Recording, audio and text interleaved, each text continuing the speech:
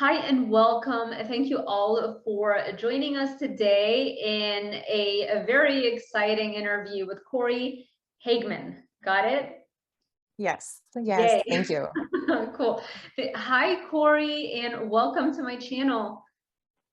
Yeah, thank you so much for having me on. Like what I was just saying before we started recording, you've had a lot of well-established individuals on to talk about several topics. So I appreciate being invited and being amongst some really awesome people.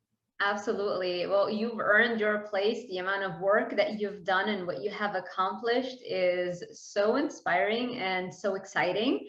So I cannot wait to dig in and ask you all the secrets. So let's just go ahead and start with a little bit about your background and what got you into fitness in the first place.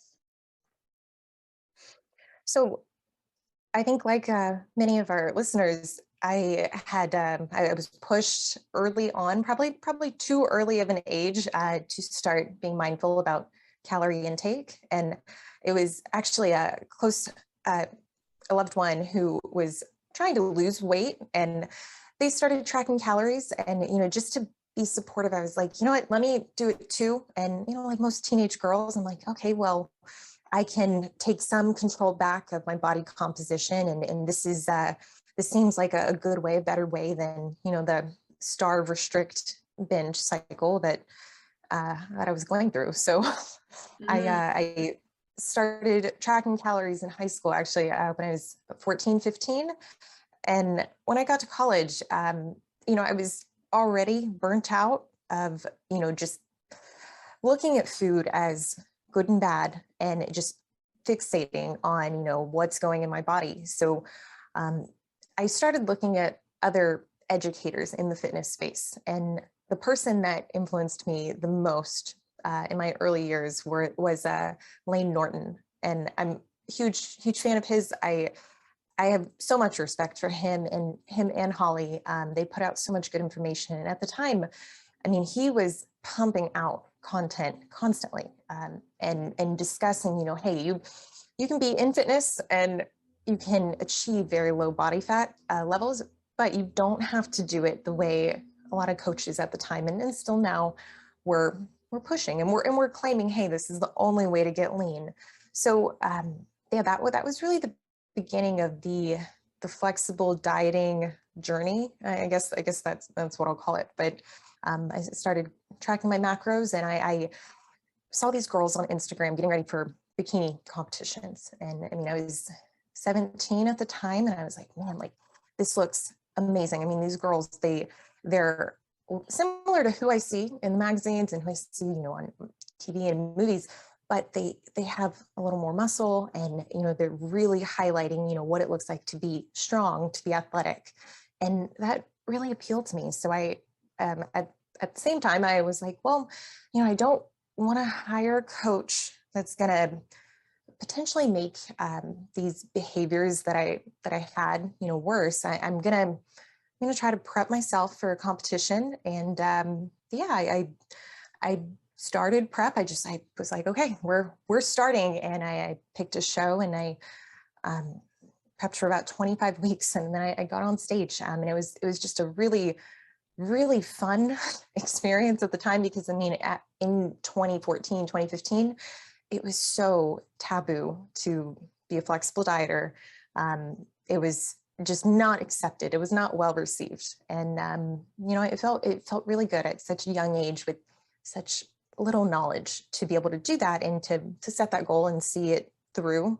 But yeah, I'm sorry, it was long-winded, but it's a summary of how I got into that's what I want to know. Yeah. Okay.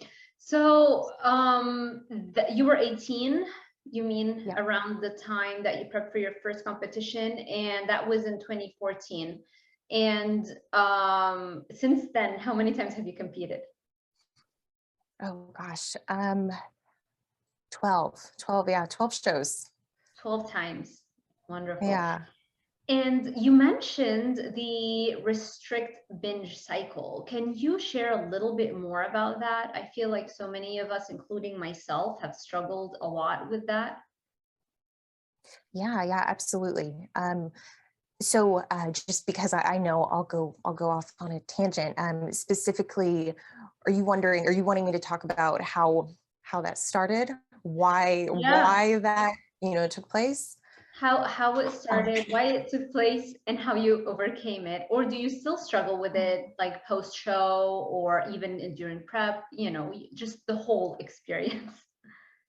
yeah, no. And so I've been a lot of my clients that I work with, I would say unanimously, almost every single person that I've coached ever has had some kind of dysregulated behavior with food. Um, so at the time, I didn't realize how dysregulated that behavior was. And I think a lot of it just comes from growing up in an environment where food was looked at as a reward, and it was just I'm trying to think of the word.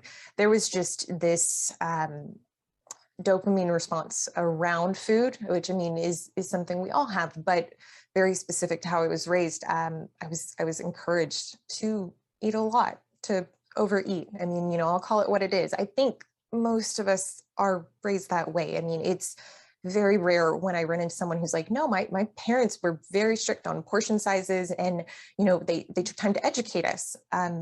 So with that, there wasn't a lot of structure around food growing up.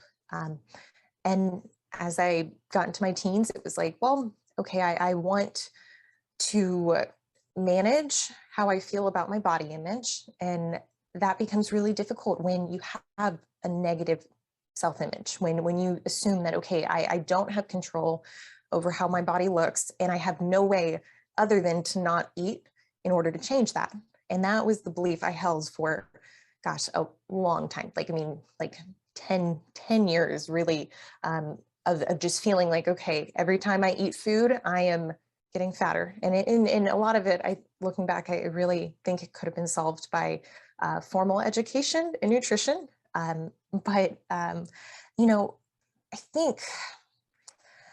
think that restriction really encourages the opposite effect, the binging. And I guess I really shouldn't use that word, because I know that is something that in our space we have to be careful about mislabeling, because there's overfeeding, overeating, there's even just indulging and being gluttonous. But even within that, that's a spectrum in itself. Whereas a binge, clinically there are definitions for that. And yes, early teen or early 20s, that was something where it was very bingy, closer to that clinical definition. Whereas I think now it's more of a recalibration post show. And that just comes from saying, okay, what you're feeling is absolutely normal. That is your body. That you cannot avoid those elevated levels of ghrelin. You can't avoid decreased levels of leptin.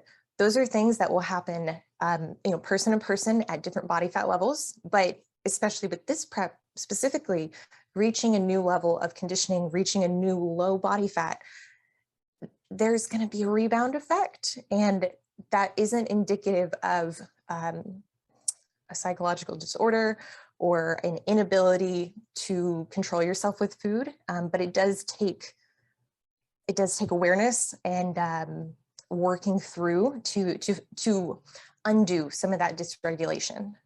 Right. Yeah, I love that you said that, because there are different ways to, like when you label it, it's very difficult because there are different experiences for the same behavior of eating a lot, right? Because if it's generating a lot of negative emotions and you feel like you have no control over it, then that might be a binge eating disorder. But if you are allowing yourself the grace of just recalibrating, like you said, post show, something that you put your body through a lot during that prep, so that is something that your body absolutely needs in those few days right after. That's not really something that is like a disease term or something that something is terribly wrong with you. It happens to every single competitor. you know? So, and when you label yourself, you kind of start acting in that way. You start thinking there's something wrong with myself. You start looking for solutions, when in fact, if you just accept it for what it is, as long as it's not really giving you too many negative emotions, you know, as long as you're handling it well, then that's fine. So let's see about the first competition that you did. Were you prepared for that post-show kind of rebound? Yes. Oh, I'm so glad you you pivoted that way, because I think that everything you said, I completely agree with. And I do agree there is some psychosis with saying I have this disorder and then making that disorder potentially worse than it actually was. And I that's why I really try to be careful about using the B word as like as a label for clients or even myself, because it is so misconstrued in our space. So to go back to your question, was I prepared? Yes, I was over prepared.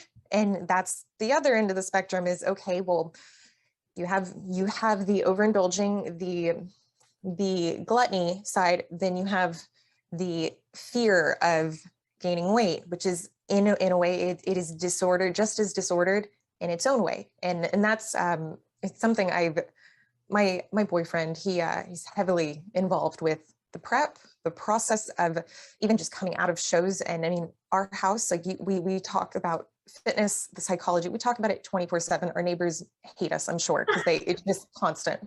But he brought something up. He was like, you know, you're a little more interesting because you're not, I guess interesting is not the right word.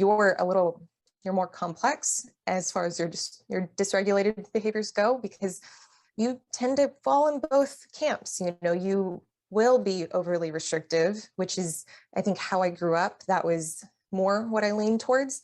But those overeating tendencies, they're still prevalent. And if you ignore either of those, I mean, you're looking at a problem either way. And I think especially with educators and with coaches in our space, although it is, you know, technically, legally, it's out of our scope to diagnose someone or even to try to treat a condition like that. Yeah. There is a lot we can do. And I do think it's our responsibility to be aware of these behaviors and how difficult it is for a client to even admit or even discuss them. And I mean, that's something, speaking anecdotally, I experienced a long time, you know, it was just even admitting, hey, I struggle with this, and not feeling like that has to be a strong part of your identity. It can just be something you're working on, you know. And I think that's one of the bigger challenges nowadays in the fitness space, but specific to contest prep coaching and working with athletes that are coming out of that show. They're in that, you know, first month after their competition. It's tricky. Yeah. It's especially if they already have a history, I guess, of those cycles, it can just kind of magnify them. And even people who don't have a history of dieting before, sometimes some people aren't as prepared, you know, for that first show. And that is where a coach whose experience comes in so very handy, because you can guide them through and reassure them, okay, this is what's going to happen around this time, this is what's going to happen after the show, and this is why we need to be prepared, etc. What would you say is your biggest challenge as a competitor? Oh, that's a wonderful question. My biggest challenge, I would say currently, is being self-coached. Even though John Jewett, he's my mentor. He was my second eye. He's still my second eye. I shouldn't say past tense. And my coaching service is through his overarching brand, J3U, which is an educational university that clients can work through to just understand every aspect of competition prep. But I mean, even just the formal education of understanding macromolecules and how your body processes them. So John actually, he did a phenomenal job this year acting as a second eye. But I promise I'm going back to the question. So I didn't realize until my first show this season, I didn't realize this was a challenge for me. I knew that I struggled with seeing myself accurately being self-coached, because I think to some extent we all do. But I really struggled. My second show this year, the days leading up to it, the night before, I'm critical, and I think I have a good balance of being, fair, but I do tend to be pretty hard on myself. And switching between that coach athlete, switching the hats of like, okay, I'm supposed to be an athlete, I have to do all of the athlete things, and still being my own coach and knowing, okay, like, every day it was like pretending, okay, if John wasn't here, if he wasn't giving input, what would I do? And that was a really big benefit of our dynamic this year, is that he wanted to treat it like a true mentorship and a learning experience. For listeners who don't know John Jewett, he's a 212 Olympian. He's regarded as one of the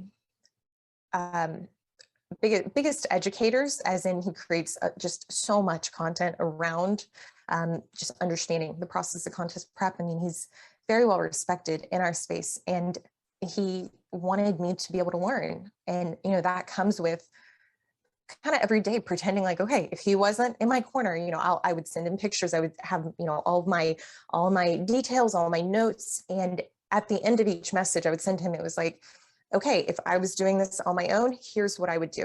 And I loved that format, because it really helped me further develop my my understanding of how to self-coach without that risk of messing something up and over dieting.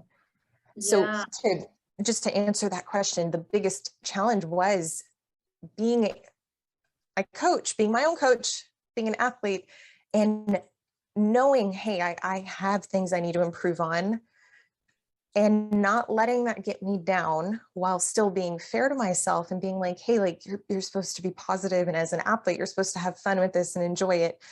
That's a very hefty demand on anyone, let alone an individual who's coaching themselves at this level, at the pro level, for the first time. Right. When did you get your IFBB Pro card? That would be May 2021. Yeah, okay. So last year. Yeah. That's so cool. That's so cool. Yeah, it takes a while, especially now. It's gotten a lot more competitive.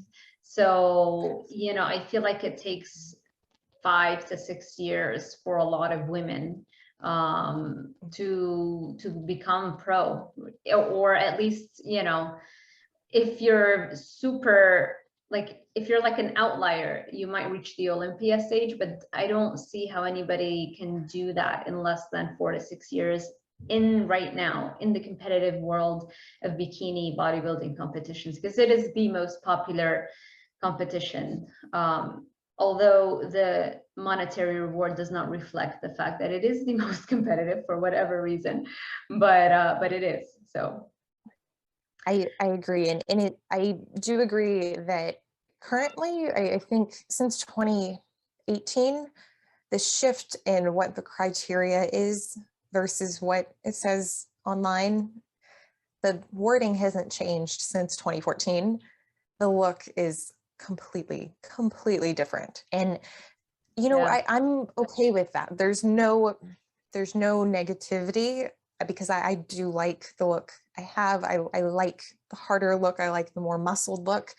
In 2015, I was told I was too big. Like, and at that time, I was like, oh, okay, well, I guess this will be just something I do for fun. It's like, oh, your legs are too big. It's like, I still don't have quads, and I have more quad than I had then. So it's it's interesting, but they always try to, I think, reestablish what they say they want. And, I do think currently the feedback has been, we want a slightly softer look than what's being brought.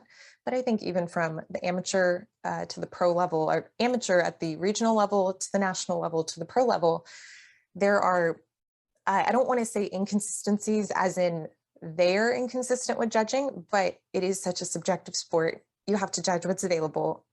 At the national shows, girls are ready to get their pro card. They're coming in shredded. I mean, really, really hard.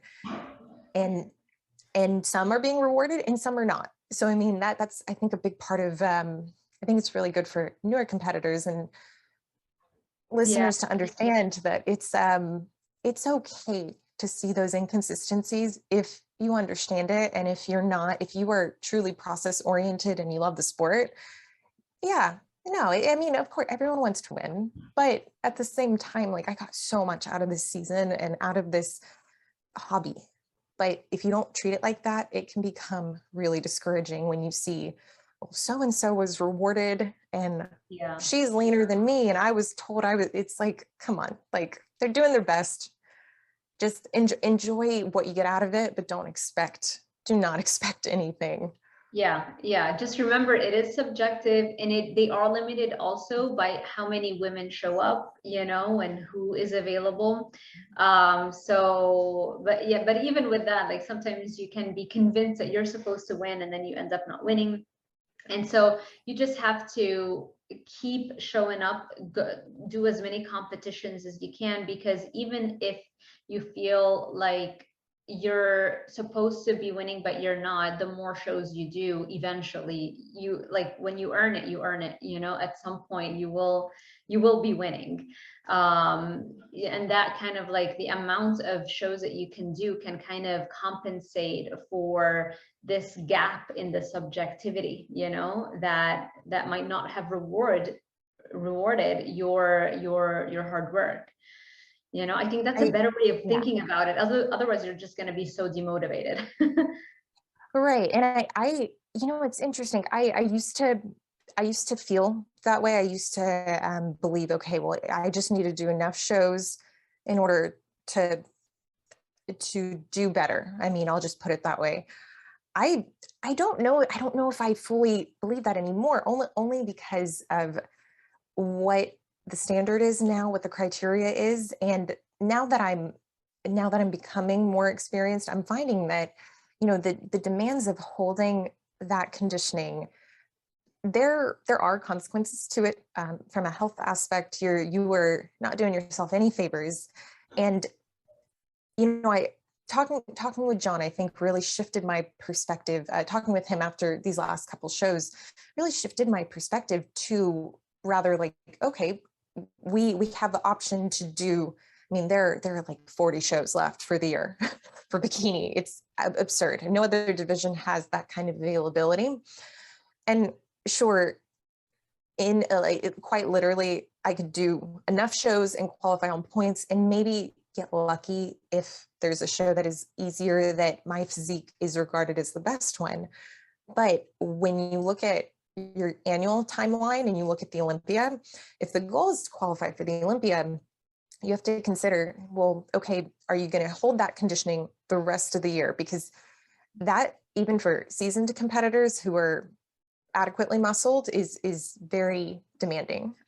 In my case, and for many newer pros, they just don't have enough muscle to do that. And the things that it would require them to do to maintain that muscle are, I think pose a pretty heavy risk. So I'm really glad, because I was considering doing some shows in July, and then August I was saying, okay, we'll just bring body weight up a little bit and then I'll cut back down. And, gosh, John he's such a good educator. He's like, okay, well, that's an option. That's option A. Let's just call it that option. He's like, okay, but let's weigh out the pros and cons. You're not going to make that period between now and then won't be productive from a building standpoint, from a muscle growth. It's going to be extremely taxing, and it's very unlikely you're going to look better in 6 to 8 weeks, because you're going to spend 3 weeks kind of in a surplus. Then you're going to have to cut, and more than likely, you're going to have to cut hard to get down to that condition again. And you're going to find that, like, he knows me. He's like, you're going to find it stresses you out more to have to do that almost like mini yo-yo. Yeah. And then he's like, you look at Olympia, okay, you're looking at December. If you finish your season to qualify in August, let's say late August, you really have like a month or two before you need to start dieting.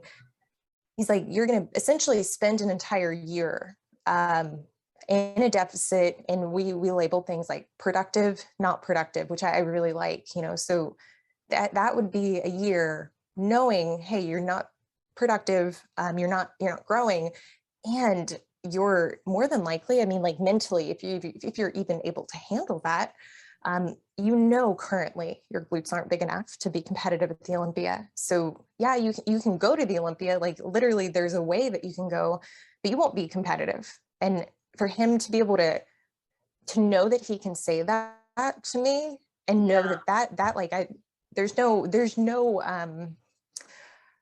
hard feelings about that. I don't, I think he understands, like, hey, if I don't feel like someone's going to be honest with me, I just can't work with them, because I need that kind of, yeah. Yeah, of course. That's so interesting that you said that. So let me ask you about your body fat percentage while you are show ready, contest ready, versus when you are building. How does that shift for you? And how do you test it? So I don't really test my body fat anymore. I used to test it pretty religiously with DEXA. I had like caliper sites taken from someone at a gym. This was years ago. I don't really test body fat anymore because a lot of what I see online is misinformation around female body fats. And I think on some level there is a responsibility to not put that out. Yes, like it feels good to be like, yeah, I got to 10% body fat. Like, we'll see girls say that. We'll see girls, bikini competitors say, I got to 8%. Yeah. And it's like, I don't, like, I don't know if you did. Yeah. And so this year, for instance, I took my skin fold sites weekly, and that was how I tracked the decrease in body fat in contrast with my measurements, my scale weight, my pictures. And I can say pretty certainly this year I was leaner than last year. Last year I did get a DEXA done very close to show, and I was right under 12%, but DEXAs have, a 2 to 3% deviation. So, I mean, I wasn't under that. Let's just say potentially 12, probably at the lowest last year, maybe 15, somewhere in that range. Around contest prep, obviously. And that was a week out from last year's show. Yeah. And during the, like, when you're just not like dieting down, when you're just building, do you go up a lot? Do you stay very close to that? Because some people, like Ashley Kaltwasser, I watch her podcast, she doesn't really deviate that much from show to show. And she doesn't seem to, like, it seems to be working for her, So I was wondering, but I know that most competitors are not like that. So I was wondering what your experience has been. That's a great question. And I adore Ashley. I mean, she has been a really positive influence for me. I've loved competing with her this year and last year. Oh, you did? That's so cool. Yeah. I competed with her at my pro debut last year, and then again this year. So it was good to get to share the stage with her. And I mean, she is wonderful. But I don't think this is anything she wouldn't say herself. But I do. I'm sorry. I know I have a neighbor that's making some noise. I can't even hear it. It doesn't even. Oh, perfect. Okay. So I do think this is something, like, I mean, she's very open with how she approaches off season, or not even off season, because she doesn't really take off seasons, but her thought process on it. And I think she is the exception to the rule. And as much as people might think, oh yeah, like I can do that too. Well, you might be able to, but the conditions to do that are you have to have enough muscle. You also have to not, I mean, Ashley's very honest that like she doesn't derive like pleasure out of food. Like she is just very attuned to like, hey, I'm going to eat the same meals every day. I don't track calories. Like I'm not neurotic with like True. changing out certain things. Post show, she's like, I'm a Almost no salad. cheat. Yeah, I know. Like just Yeah. have And to take for after yeah, yeah. yeah. And I think it's really, I think there are a lot of benefits to understanding, why you would not want to go too far in the other direction, because I do think there is a point where it becomes unproductive when your body fat's too high outside of contest prep. And I myself have gotten there. So, I mean, it's a point that doesn't feel great to be like, oh, hey, I don't know why I'm continuing to put on weight, because it's not a linear correlation like with building muscle. And to answer the question though, around where my body fat gets or where it's gotten, I do think that this last year, it got to a point that it was the upper limit for me of where I'm comfortable at. And that does look, I mean, that's about 22 pounds heavier. I mean, it's not a small amount, but that is relative. It's relative to the individual. It's relative to how you prep, what your needs are, not just from a competitive standpoint, but even psychologically, like what can you adhere to? And I gotta be honest, like last year, I was not in a position to properly reverse out of my show. I was not setting myself up for success. And even though I share these beliefs that like, hey, you should be somewhat controlled post show, and you should track these variables, and you should have a point, have a purpose with why you're gaining that weight, unless you're okay with it. For me, I'm not someone like I can't have the scale go up like that and mentally just be like, oh yeah, it's no big deal. Like that is something I struggle with. I like the shredded look. I like being leaner. So being heavier is more of a challenge for me. So from an actual body fat percent standpoint, I mean, I would say last year I more than likely got up to like 25. And for me, that was very uncomfortable. This year, I'd like to say optimistically, hey, I'm not going to get that heavy.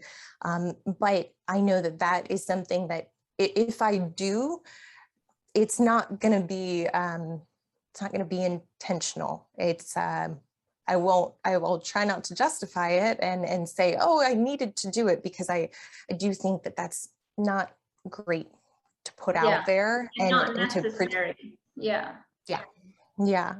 So last year is when you went up the 22 pounds or 20 pounds. And you said it wasn't intentional. So that happened after earning your pro card? Yes. Yeah. So I turned pro in May. I competed 3 weeks after that. And then there was a 5-week gap in between my next 2 pro shows. And to be honest, I've spoken about this on several podcasts now. The timeline, there was no plan. So, I mean, the way I dieted for that first show, and I had a coach that year. I let him tell me what to do, and I followed it.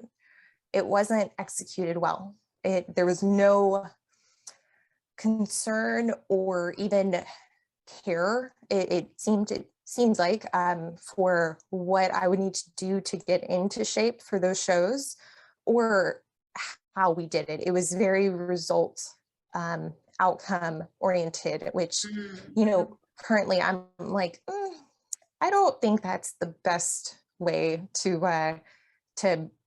go about getting on stage. It's just it's so.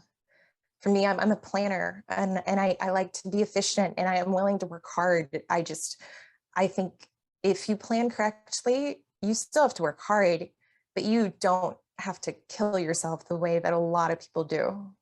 Interesting. I see. So do you feel like the way that you dieted down played a role in that rebound period? And what would your advice be to another competitor so that they wouldn't go down that road? I do think a large part of that was due to dieting incorrectly. And that's something I take responsibility for. I don't think you can ever, even if you have a coach, sure, you can reflect and be like, hey, like I should have at some point been like, hey, I don't agree with this.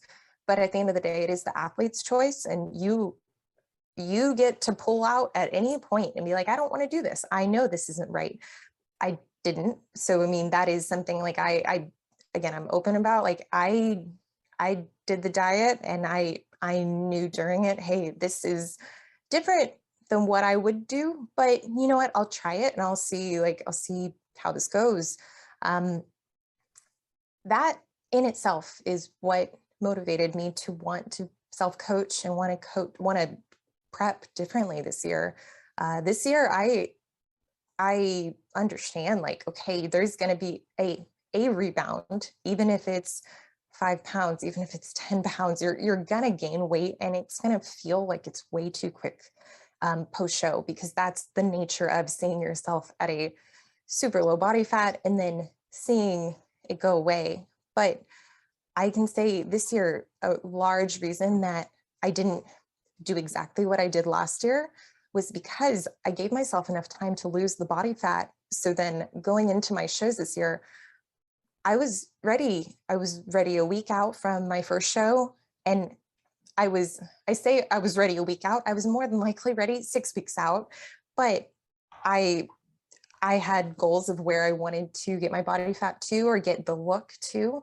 And that made it to where, hey, you're going to be able to raise calories. If you hit this goal, you're going to be able to bring cardio down. So, I mean, since early May, my calories have been, I mean, what many would consider like off-season calories. Like I've been at 1900 for 4 or 5 weeks, and that's on minimal cardio.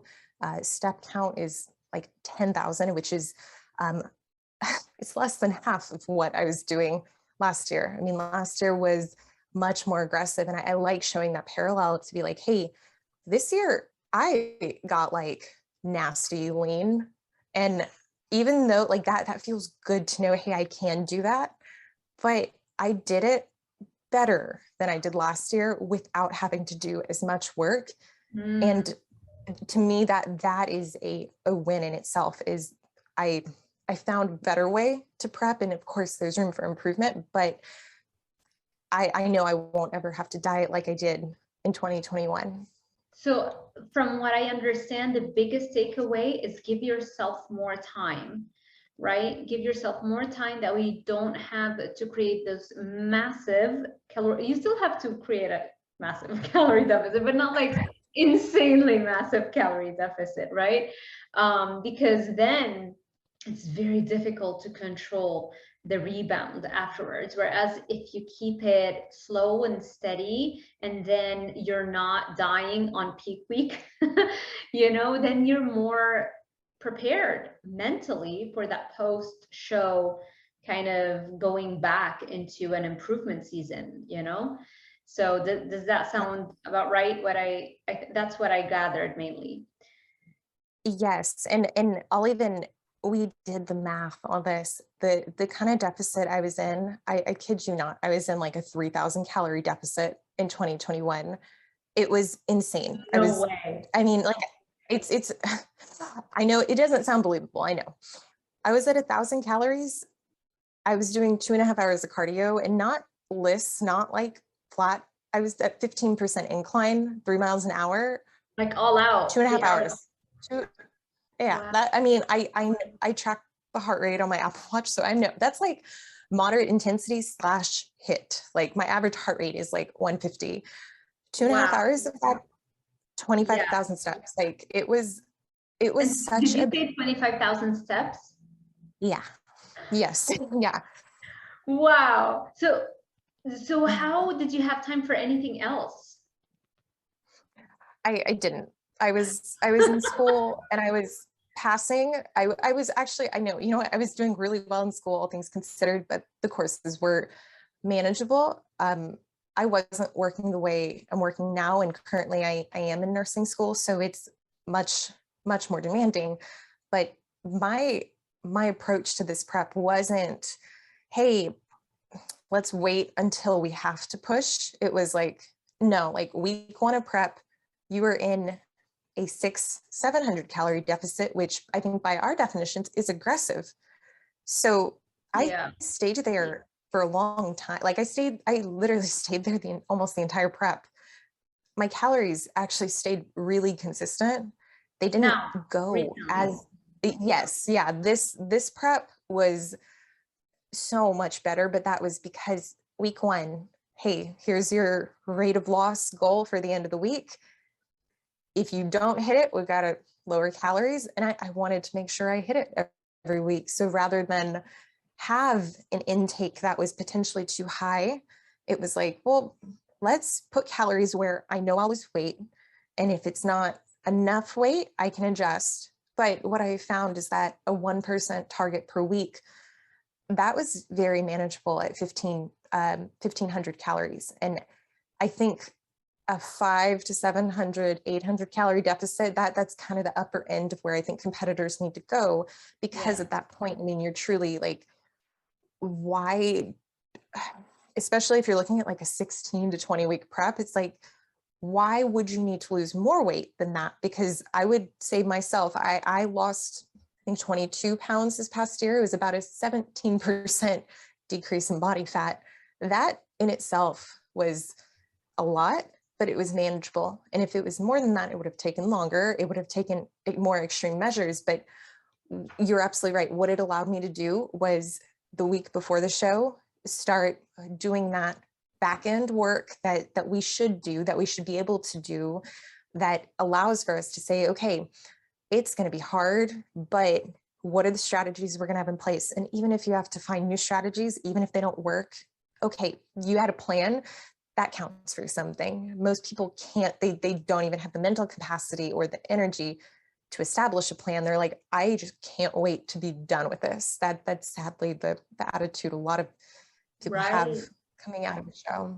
They're so depleted by the end of it that, yeah, it's very difficult to just be on top of it, in control, and just having that mental, it's all the mindset, just being able to have that healthy mindset surrounding going out of a show. So I was wondering if you still have cravings, and did you ever struggle with cravings on prep before, and versus like the earlier versus the now, like the later preps? Um, no, I would say cravings themselves, it's very, very rare for me to feel a drive to want a certain food. And that is largely attributed to flexible dieting the entirety of prep. I mean, I don't follow a meal plan. I don't restrict food selection until we're at a certain point where it's like this year, hey, I'm when I was between my first pro show, or not my first pro show, my first show of the season and my second show of the season, the goal was to bring a very, not a different look, but a better look while maintaining the body fat. And to do that, I didn't have a lot of flexibility, but that was a choice. That was like not something John was like, you have to do. It was something he probably even would have been like, I think it's a little excessive for you to not to do your peak week diet for 3 weeks, 4 weeks in between shows. But I did it because I was wanting to do that leg work to be like, okay, let's minimize the variability in the look. However, outside of peak week, outside of like once you're actually there, I mean, I think any strategies that are going to help you adhere and extend your prep and minimize the risk of those potential, I don't minimize the risk of over fixating on certain foods. Anything you can do during prep, I actually think is a much better tool than it is a hindrance. Yeah, If that makes especially if sense. you Yeah. don't have a reason, like if you don't have like a certain skin condition that really bothers you, like psoriasis or vitiligo, or like a big reason. I feel in the absence of that reason, it might be a lot more difficult for people to stick to a very restrictive diet, you know? Now, for me, you already know, I do love the carnivore diet. I do think it is the optimal human diet, and I don't need to do it. Like, I don't have an autoimmune disease or something where I absolutely have to, but I choose to do that for longevity and anti-aging. And for me, that's my reason, because I want, to live as long as humanly possible. And for my brain, it's the opposite. For my brain, the more I eat addictive foods, the more I want them, And I've tried different kinds of like weight loss diets before where I would do all kinds of recipes, and it just would take so much from me, and like I would have to do so many decision making about what I'm gonna eat, tomorrow, like protein pancakes. And there's so many more options to choose from. And given that my brain likes addictive foods, it's all I could think of. So I think a great thing to take out of this is that you should know yourself, know what works for you best. If for you a very restrictive diet makes you fixate on food more and just you're struggling with it, so that might not be the best choice, especially if you don't have a pressing reason for that. And if you're somebody like me where you've tried other things and the food addiction is real for you, then that might also be an option. So it's really about you knowing yourself and applying it. And it's not just about learning about different diets. You have to be an active learner. It's not just about like watching lectures. Try it on yourself, see how it works for you, and see where you want to go with that. So I love that approach, that allows you to not have cravings. And that brings me back to just what exactly does it take to create that calorie deficit? Because I remember you had that Instagram post. I even saved it because I wanted to ask you about that, but I think you mentioned it. So you talk in that post about how eating just 1,000 calories, 25,000 steps, and 2.5 hours of cardio. I believe that was the prep that you were referring to, which is not recommended, ladies and gentlemen. Don't do that. Don't do that. Yeah. Don't do that. But this doesn't mean we're too relaxed. Like even now when you're prepping, how much work goes into creating that calorie deficit? I guess you said it's 500 to 700 calorie deficit right now.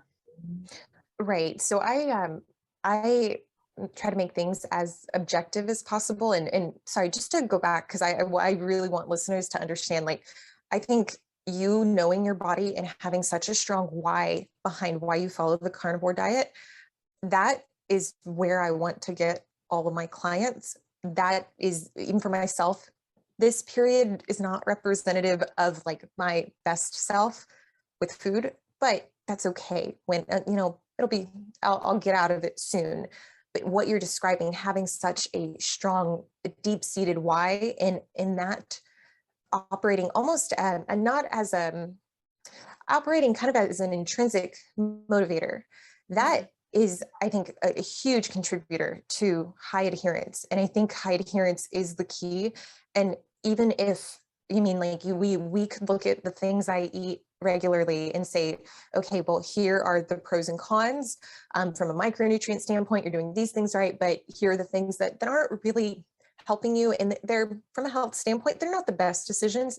Even if we were to, comprehensively look at that, I think it's still important that the individual knows their limits and knows what they can handle, because I think for myself, getting away from that all or nothing mentality, it's been essential in developing the skill of adherence. And that's something I know you're also passionate about teaching. And if you have someone who, unfortunately, they're not going to be able to develop that skill on a diet that that does include so many options, well then no, from a personality standpoint, a flexible diet might actually be a hindrance to them. And I think that's amazing that you touched on that. Yeah, So I actually had the same experience as you did in high school when I didn't know about flexible dieting or if it fits your macros. When I actually learned that, it really helped me, because before that, I had gained so much weight. I reached 60 kilos. I don't know how much that is in pounds, because I lived my life, the earlier life in Lebanon. So I know the numbers around that time in kilos, which is a lot for me. And it wasn't until I learned the flexible dieting method that I was able to be in control and I lost the weight. I did not achieve the ideal that I wanted, and I still struggled with that, but at least the struggle was like 50% less for sure. So yeah.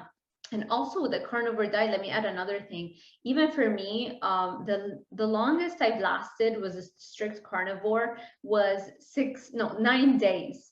And that led to a binge afterwards, because I went back to that all or nothing approach, and that did not help me out. And so this is why I went back. I'm like, okay, I can't do that right now, maybe in the future, because I still think like I always like to push myself. I always like to say, okay, what is the most perfect diet, and can I follow it? So that's always like on like as a goal. But for now, I'm like, I need to take a chill pill and I need to relax and just do mainly animal based, because it helps me, like we're talking with my addictive tendencies, it really cuts down on that, if not completely eliminates them. But if I want to have something a little bit different that's going to allow me to stick to my caloric goal that day, I'm going to go with that, whatever, because that's really my main goal right now, that like that's a priority, as opposed to the perfection and what is the most perfect diet that I can follow right now. So yeah, I think this is such an important conversation we're having, because I feel a lot of times when we're so perfect and I go out and I say, okay, the carnivore diet is the most optimal human diet, and everybody thinks that I'm so perfect, and then they try to be so perfect, and it could actually be more of a hindrance, when they don't necessarily have to be so strict. I remember getting comments. It's like, oh, I didn't know, like Dr. Sean Baker, who's another influencer, like a carnivore doctor. I didn't know that he ate cake, because he mentioned sometimes he'd have like his son's birthday cake. It's, we have these ideas of people that we listen to and we follow, and we think they're so perfect. And sometimes I feel we have a responsibility to share and be more transparent, and just show everything we're eating, even not just on the days that are absolutely perfect. So I agree. And I want to add to that. I think understanding yourself, and even there's so many big challenges to overcome, even within that, of how do you be honest with yourself about what's going to move the needle the most from a psychological behavioral tendency that you have towards food. And your needs, they're, as we discussed, like they're different than my needs, but that's something that is consistently evolving. And as long as you're making progress and intrinsically you're finding some peace around your body composition and the amount of time it takes you away from living your life, that to me is like the self actualization of our food behavior hierarchy of needs. That to me is like, okay, if you can get that, you are golden, even if that means you overeat on something that you really enjoy, but just continue to keep trying to satisfy those needs. And for me, adherence, that is something that I think is deep seated, that I struggle with, which is why it's so important. Which, for some people, maybe that is more their thing. Maybe that's the fix, the area of focus they need to spend time with. Whereas others, it might be like, you know what, I don't struggle with the adherence. I actually struggle with I struggle with the long-term fear of, how my food choices might affect me and affect the people that I love. And in that case, your approach should be different. And I love that this conversation kind of led, because I know that's something you're passionate about, and hopefully listeners can understand that, like, you cannot separate the psychology from the physiology, and I love ultimately that. the goal is the same. And even if we share different approaches and feel passionately about them, we can still, like, agree on, the behavior modifications and the needs that clients have. I love it. 100%. So I wanted to ask you, actually, we started talking about that, and then we talked about, the psychological part, but we were talking earlier about what it takes right now, still in your new and improved prep, what it still takes to be contest ready. So right now, how much cardio are you doing? How much steps and weightlifting? So currently, so I ended my prep at 1940. That's where my calories were at. And I mean, cardio was Wait, five, you ended your prep eating 1,940 calories? 1940 calories. That's pretty high for ending a prep. Yeah. And I'm Wow. so proud of it, but I also want to, like, preface to listeners, like, it's not, I really don't want it to sound like, oh, look how much I'm eating, because I really, really think that's, I see a lot of people do that in the competitor space. And I think it's such a dangerous thing to do, because it sells this image of, oh, if you prep with this coach or this person, you can eat whatever you want and get shredded. And that's where I really want to, like, clarify, which I'm glad, you're asking about that. I ended my prep that high because I started my prep aggressively, reasonably aggressively, but on the high end of what is acceptable, from a weekly weight loss goal. And I think that really is important for people to understand, that, like, the approach a lot of coaches will take is, hey, we're gonna just dip our toe into contest prep. We're gonna lower calories by 100, and you'll start losing, and then we'll turn it up when you really need to. And that is what I see with a lot of people. And to me, I was like, I don't want to be underprepared. I don't want to be out of shape at my shows. I want to hit prep, and when I'm in prep, I want it to be productive. So from the very beginning, that was, I think, a big facilitator of what allowed me to raise calories up. Because, I mean, if we're talking just the laws of thermodynamics, if you are in a deficit, you'll lose weight. If you're in a surplus, you'll gain. If you're at 10% body fat and you're at your maintenance, you're not going to gain weight because you're not in a surplus. I held my conditioning and I held my body weight, my body fat at my maintenance, which at first we tried raising calories from 1,500, which is what I was at pretty much the entire prep. We put calories that low, but I was losing, and we continued to escalate cardio, but, like, incrementally. So then when I did my first show, and the feedback was, hey, you're way too lean. So we're like, okay, sweet. That we can work on. We can fix that. So we raised calories.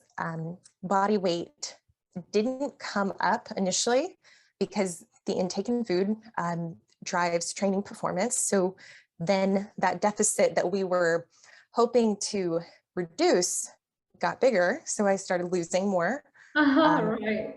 Continued to increase. And then even just from the aspect of eating a little bit more when you're that lean, I mean, like, it helps drop off fatigue. It puts you in a better mental state. You're more active. Like, I mean, all of those little ways that you burn calories, me moving my hands, like, those are things when you're on low calories, you're not doing. When you get a little bit more food, they start coming back to life, and those tendencies start presenting themselves. So we continued to increase until I got to 1,940 calories. And at that point, we saw a couple of days where my scale weight was going up, but it was like a 1 or 2 pounds. I mean, we're noting it. We're like, okay, like, this is probably your maintenance, maybe like a minimal surplus. So coming out of that, and this is, I'll try to explain this well, but it's just not, it's not very even concrete. So coming out of contest prep, You know, I set some very reasonable goals for myself. You know, okay, if you can have a week without overeating or impulsively picking at food, eating things that you're allowed, I'm allowed to have them, but it's like it's the principle of it's okay if you want to have them, but if there is a negative association after eating something or overeating a food that maybe you wouldn't have eaten if you had taken a moment to like pause and think about it, if that was really the goal, is to avoid that, to undo some of that dysregulated behavior. And I gotta be honest, like I'm 2 weeks post show and it hasn't been pretty, but it's been a lot better than last year. It's been a lot better than previous years. And there are daily wins that I've just built in because I'm like, hey, the weight is going to come back on. Let's try to undo some of the behavior and let's try to be honest about like what's actually happening here. But certain things are going to happen and you just have to accept them. You know, your weight's it's going to climb back up. Right. Ultimately, I don't want to extend contest prep because it is at that point, it's like, what are you doing? Like, why are you maintaining a body fat level that it doesn't facilitate muscle growth? It doesn't facilitate those hormones, restoring certain hormones. And I can say, even though it's been better, I don't want anyone to think it's been pretty. It's a process we all have to go through, but I do think like you have to be honest with like, what can you handle? Yeah. And the psychological part is also important. Like at some point, if you get really too uncomfortable psychologically, maybe there's something there that your subconscious mind knows why it doesn't want to go up this high, you know. At some level, you know, like this is too much for just regulating the hormones, you know. And I wanted to go back to that previous prep. Were your steps the same? Did you do what, 10,000 steps? This year, I think the highest they got on a weekly average standpoint, because that's how I track them, is my weekly average. So sure, there are some days randomly where I would hit 17,000, but I would also have a rest day where I'm like, okay, I'm not going to intentionally go for a walk outside. Like I'm going to recover. I'm going to sit on the couch because I know yesterday I hit 17,000 and I know my average needs to be around 10, 11,000. So Okay. I would do a little bit of auto regulating, but on average, I think the highest they got up to is 12, 13,000. I mean, which is very reasonable considering my off season, in a non-contest prep setting, 10,000 is my goal. Like that's what I want to hit just from a cardiovascular standpoint and just from an activity standpoint. It doesn't take a lot for me to hit that. I do stay pretty active, and we live two blocks from the beach. So I mean, like going out on walks every day, we love that. And what area do you live in? I don't think I noticed that on your Instagram. I'm in Venice. So in Los Angeles, yeah. Nice. Okay. Yeah. So an average of 12 to 13,000. I love that idea that it doesn't have to be every single day, like that's the number of steps. And if you're a little bit short, you panic. No, it's fine. Do an average when you have more energy, when you feel like it, when there's things to do around, you know, you can get some more steps on those days. And then on top of that, you're doing cardio, right?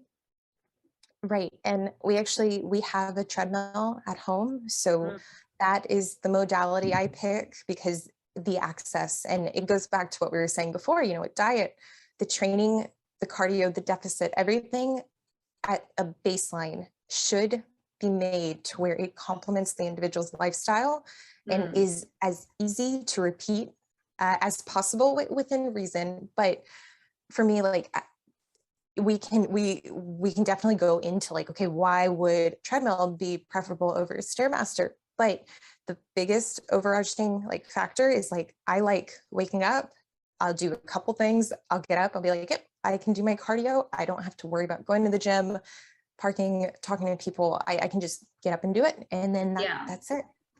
And do you do running, jogging, or do you do walking with incline? What kind of cardio? I like walking, and I think the incline is a good way to escalate the intensity without it being so fatiguing that then it drives training performance down. Mm. Yeah, because your main focus is weightlifting, because we're focusing on the shape as opposed to burning off our muscles. We do not want to do that. And do you do an hour, or how much on average, or I don't know how you work with Yeah. So my prep, I approached it more of like a weekly total. And that's that? how I approach my clients' programs as well, because I'm very fortunate that I have a lot of control over my schedule. So I didn't have a lot of days where it would vary, or I would go far from a consistent amount every single day. Um, I do think that most people, they aren't going to be able to do that because they do have responsibilities. Their job might require them to work specific hours.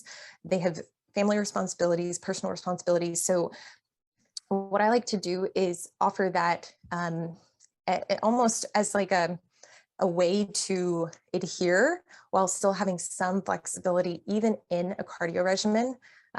So for me, I am able to do it pretty consistently, but let's say whenever I start clinicals for nursing, if I have a weekly target of, let's just say 180 minutes, like that's your weekly total. Well, I might break that up. And maybe that week, if I have exams, if I am going to be on the road a lot, maybe I do pick 3 days where it's an hour for those 3 days. And maybe those days tend to fall on my rest days because I want to make sure on my training days, I'm using the energy, the fuel, the food for those lifting sessions. So on my rest days, that's a good way to get activity up. But I like to have that kind of flexibility with program design, because I think a lot of people, they look at it like, if you don't do it this way, none of it matters. Your deficit goes away. And it's like, no, like it's a spectrum. Like there's ways to be in a deficit, and there's good, better, best. I mean, yeah, if we set the goal as, hey, do this every single day and do it in this modality, in this format, if that's the best case scenario, but the client is never able to adhere to it because it's so unreasonable, well, okay, they're not going to have a lot of objective success. But Yeah. you remove that barrier, you make it feasible for them, and you find, oh wow, like I don't have to stress about driving 20 minutes to a gym. Or yeah, so currently I am doing an hour, but I'm doing hour sessions, and it is roughly about, I think that the past 2 weeks I've done 5 days a week, but my step count has been higher, and there's been things that wouldn't happen during prep. Like we had Patrick's brother, he came and stayed with us. So we had two or 3 days where neither of us trained. I didn't do cardio, and we got, like, I swear one day we did get 22,000 steps, and we were both like, wow, like, okay, I don't feel as bad, because previously we were like, hey, our output is going to be lower. We're not going to train these days. We're going to focus on something outside of fitness and our deficit. And yeah, it ended up working out. But like having that flexibility, and also the understanding of like, this is how that deficit is created, I think that's really, really helpful. I love it. I love all of this. Yes, people need to know how much flexibility you can actually have on your plan. It doesn't have to be a rigid daily target that you must hit with all of those parameters. It can be a weekly thing. It just increases consistency and compliance so dramatically, this approach. And I absolutely love it. I was wondering, as you were telling me about the cardio, are the steps part of that cardio session? They are, and an hour of cardio makes up about 6,600 steps. So for me, what I do is there are clients who are just more active naturally, and even myself. Like, I mean, gosh, there was a period I was like, I was between semesters, and I was dog walking like 8 hours a day. I was making bank. Don't get me wrong, I was making good money, but like I was also clocking I like love it. 18,000 steps. Like it was, and this was a couple years ago, but it was a lot of fun. But it was also something I was like, wow, like if I did this every day, 40 hours a week, I would be technically, I would be in a bigger deficit. I would need to compensate for that if, as such. For me right now, it is more of a, hey, like you've got the ability to do structured cardio. If I miss a session, or even like this morning, I debated doing cardio because I was like, you know what, I really have a lot of work to do before this podcast. I was like, you know what, just do the cardio, because you'll feel a lot better. Like just having that done for today, your check-ins, like they're still going to be there in 2 hours. Get what you can done, and having that flexibility of knowing, okay, well, I got my 6,600 in doing that structured cardio. I know I'm going to feel a lot better, but I do still have that 3,000, 4,000 to hit. Well, I've got to run errands later. I've got to go to the grocery store. So that's going to make up some of that. Well, Patrick will get off work. Maybe we'll go for a quick 15-minute walk. And like, it's just thinking ahead and knowing, hey, like, okay, how do I set my day up for success without having to live in this little like anti-social bubble of like, no, I've got to do all my things, and until they're done, I can't do anything else. I love it. Yeah. I put my laptop on my treadmill now some days, so I do my running, and then other than the running, I'll put my laptop and I'll work on it. And then recently, literally like a couple of days ago, I bought a desk bike, literally just $200, and it's just so much easier because it doesn't make noise. The treadmill is like an airplane is landing. So I got this desk bike, like I love it, and I'm editing the YouTube videos, and I'm posting, and I'm working all my work while I am biking. And that's a way, because I mean, it's difficult to count those as steps, but I know how to do like the math and know approximately how many calories I'm burning. So multitasking, that's another thing also for everybody listening. Other than the averaging out of your goals, you can also do that. So helpful. Do you ever multitask this way? Have you ever tried to put that laptop on the treadmill, or does it not work?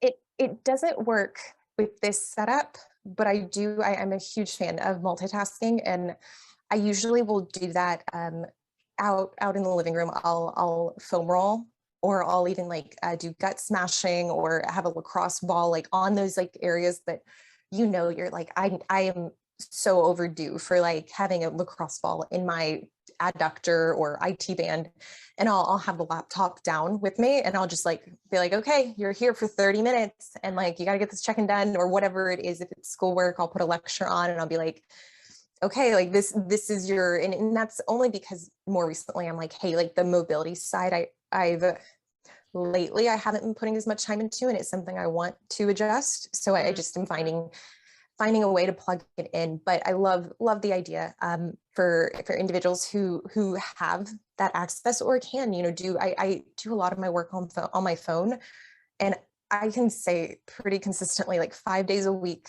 I am on the treadmill doing work. I can't. It drives me crazy to be on the treadmill and not doing something even semi-productive. And I will say one. I guess one tip, or just one consideration for listeners, is last year, one thing I did do that I wish I'd done more of this year, I will probably just do now moving into the improvement season. I'm a big fan of those 10-minute walks after your meals, just to increase activity. I think there's so many benefits to that, just from a blood glucose standpoint. And I do have family history of diabetes. So it's something I look at my blood sugar every day, and I'm like, hey, like, you got to know, it might not be an issue now, but the reason it won't become a bigger issue later is if you take care of it now. So those little 10-minute walks, I mean, I loved doing that. This year, I didn't do it as much. I didn't really have a reason, but it's something I want to start doing again, because even just working from home, you get into that routine, and it is necessary to break away and to get outside to get some fresh air.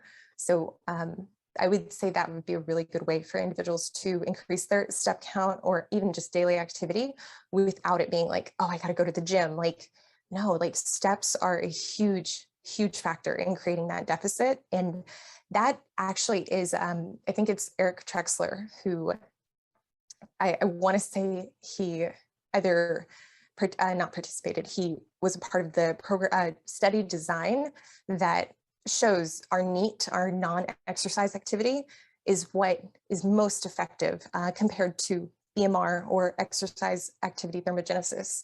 That's the one that takes the biggest hit. So if you are struggling to lose weight, or if you're feeling like, hey, I've been losing weight and now it's slowing, if you're not accounting for your NEAT, that could be an area that's not optimized or being neglected. And little things like going on that walk, that can be how you solve that problem. It doesn't have to be like a whole program redesign. Great topic. Yes, and something that I don't think I've ever talked about before on my channel, the importance of NEAT. So thank you for bringing that up. The rest day. Do you remain in a caloric deficit on your rest day, or do you bring your calories up to maintenance on that day? So during prep, I think the question, it really depends on the individual. For me, I didn't need to lower my calories on my rest days. What I did do though, is I calorie cycled my entire prep up until week 17, week 16, so like 1 week out. And the variance in my low days versus my high days was 200 calories. I mean, it's not the calorie cycle that we see a lot of people promote or follow, for that matter. Usually when I see calorie cycles, it's like a 500 calorie difference or 800 calorie difference. And it's like, wow, like that, that's a big variation. That is going to change how certain things look. It's going to change how things feel. And I like to stay a little more conservative with my low high days, but those low days were planned around my rest days and then my upper body days. So my high days were targeted or were structured around my lower body days. And I found that was a really good approach for me. I've been at consistent calories though, just again, to really, for prep, you want to make that look predictable. So when we were playing around with making my look fuller and less flat, it was like, okay, we need to not have low days necessarily. Your training performance is adequate, calories are high enough. Let's keep you as consistent as possible and remove any variation in how you look daily. For off season, I do think there's a place to have your rest days slightly lower, especially for individuals who have a tendency to be gaining at a rate faster than they would like, or if they're in a position where they have a lagging body part and they're trying to bring that up, you might want to reserve some of those higher calorie days around those body parts. But I think that's a good one. It's just very individual to the client and their needs. Love it. Okay, cool. It's just something that I'm going to start asking everybody, because I feel like I want to know when they say rest day and they're cutting for a contest, are they actually in a calorie deficit also on their rest day and they're doing steps, or rest day means like one day where it's like maintenance, we're not moving, we're not lifting, so yeah. So I break down my deficit, and I feel like you would be interested in seeing it. This is what I do for clients as well. I actually include the calculation in their program. That way they can see, like, I'm not pulling these numbers out of my butt. Like I literally, it's objective. It's not because I feel like putting them at X calories. It's like, hey, here's how much you walk a day. Here's how many workouts you're planning to do. Here's your BMR. Yeah. I'm going to go conservative on the BMR just so. I do the same. Yes. It's so funny you mentioned that. I thought I was the only one. I'll be like, okay, this is your basal. This is how much you're burning for exercise, everything. And sometimes I feel, is it too much? But I love it. I love that you do that. I really think it takes the ambiguity out of the coaching client relationship, and it just makes it very transparent. And then that way there isn't, this happens often, but it's such a good learning exercise.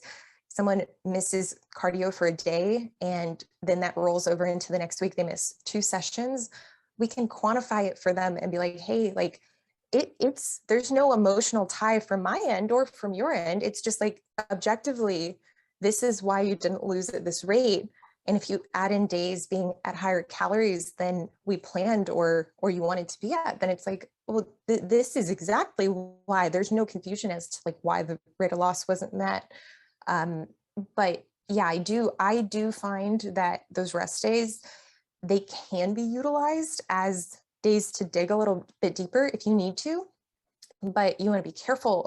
I guess when making that decision, what you want to consider is, is this going to affect other training days, or is it going to impact adherence at all? Because if adherence, which I feel like that is the biggest challenge with every, like majority of my clients, adherence is just something that it's a common struggle. So, I mean, it's something we should talk about more and should be addressed. But if having a lower day, if the opportunity cost is, okay, it could help you lose weight a little bit faster, but that means that your longevity is shortened because now you feel overly restricted and the following day you have a tendency to want to overeat.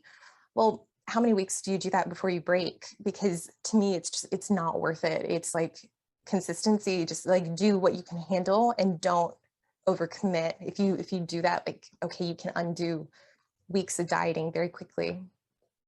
Oh, it's the easiest thing. Yeah. Let me ask you about the cycle. I think it's a common concern a lot of women have. They want to have the optimal physique, or they might want to compete, but they hear so much about women competitors losing their cycle. What has been your experience, and what advice could you give us regarding that topic? I am so glad you brought that up. So I have kept my cycle, several preps, several previous preps, and I've lost it. And I do think losing your cycle is your body's way of signaling, hey, your HPA axis is a little out of whack. Your body isn't in a position where it deems fertility as necessary because there are more important matters, such as not starving to death, or even just not, if you're in such a big deficit, getting you out of that deficit. But I think my biggest piece of advice is do not wait until you're in your 30s or even later in life to start looking at your lab work. Look at these hormones now, whether you intend to have kids or not, whether you have any kind of family history. Lab work is such an accessible way for us to take control of what our body needs and to get a very clear idea of, I guess I want to say, the clearest idea for something that is so ambiguous. It is very useful. And I mean, I've gotten my lab work done. I've got my lab work done for like 7 years, and chronically I've had low levels of certain hormones that I'm like, you would think, okay, at my age, why, what is the reason behind this? Or what are natural strategies to support restoring hormonal function? And the reality is, like, there aren't many coaches who are going to tell someone in their 20s that HRT is probably the only thing that's going to help put you from a concerning level to a normal level. And I mean, we're talking like you're in your 20s and you have levels that present as perimenopausal. And if that's acute, okay, that's one thing. If that's consistent at a healthy body fat and at a not even a deficit, in a slight surplus, that's not something to wait until you're a little bit older to address. That's something you need to fix, and it should be a health concern. Yeah. And I would, yeah, no, go ahead. Oh, sorry. I was just going to say same thing with progesterone and estrogen. My progesterone, I started supplementing with oral progesterone in January. And that's because, I mean, for years, I've had low progesterone, which even if I'm ovulating, even if my estrogen is in an optimal range, which it has been, it is going to present as estrogen dominance because of where my progesterone is at, which is going to present as highly emotional, those PMS symptoms are extremely heightened. You're also, there's a lot to unpack in there, but I do just want to like cover, like, this isn't something that most doctors and primary, your primary care is more than likely gonna get these labs done and be like, oh, you know, you're young, you've got time, let's make some lifestyle changes. But those lifestyle changes oftentimes are either ineffective or they take so long or are so rigid to implement that you have to really weigh out the pros and cons of supplementing with HRT and potentially still having low levels and being out of range for 10 years before anything like that is supposed to happen. I mean, that it's something that is, I think, it's just so under discussed in this space. True. Yeah. And it seems to be so common because every time now recently that I ask it, it's very common. It's far more common than I ever thought. But I mean, that makes sense as you drop your body fat so low and even below that essential body fat that your body utilizes to regulate your hormones. So I have a question about just very generally overall success in this sport. I don't know if I can say that right, what I'm trying to ask you, but there is this quote or this saying that if you're a beginner, you're just playing to not lose versus like if you're a professional. No, or okay, see, I knew I was gonna mess this up. So let's say you're learning a new skill. A beginner is just going to try and figure out, try to practice until they get it right. But a professional is going to keep on practicing until they cannot ever get it wrong.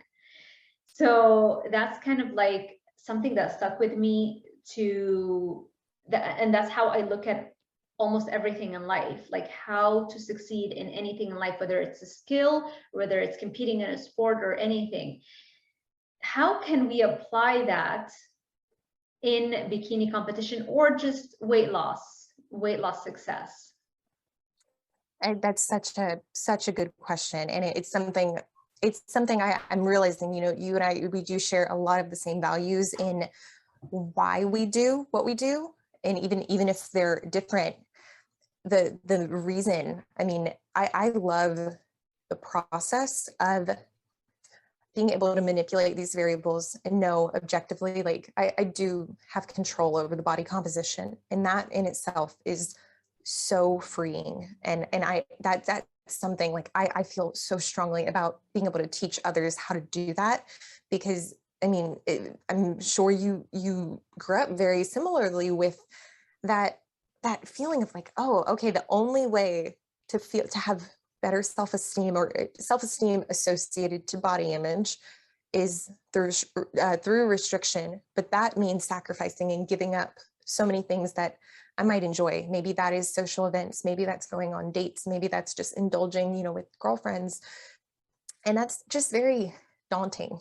And being able to teach others and being able to show through example, leading by example, hey, this is what's possible. I'm not certain if this will work, but I'm willing to try it and I'm willing to demonstrate it and show others, because the best case scenario is to be able to, I feel like in my case, it's to be able to do what I did this year and show others, you know, hey, you can get stupid lean, like really like disgusting lean, and you can do it in a way that is different than what all of these experts are saying. And it's a little bit, it's really actually nice, like talking through it, because, you know, we started the podcast with, you know, how I got into competing, and it was with that same drive of like, hey, you know what, this whole like bro diet, 1,000 calories, like that to me doesn't seem right. There are people saying there's a better way to do it. You know what, I just want to try it. If I'm wrong,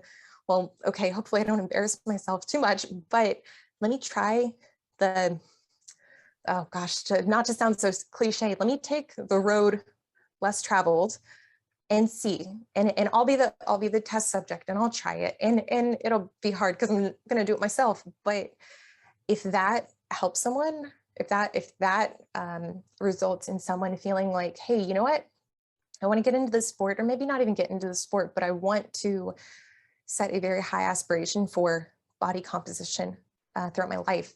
If that helps them realize they can do it without it resulting in, potentially a long-term dysregulated disorder, that to me is enough of a win.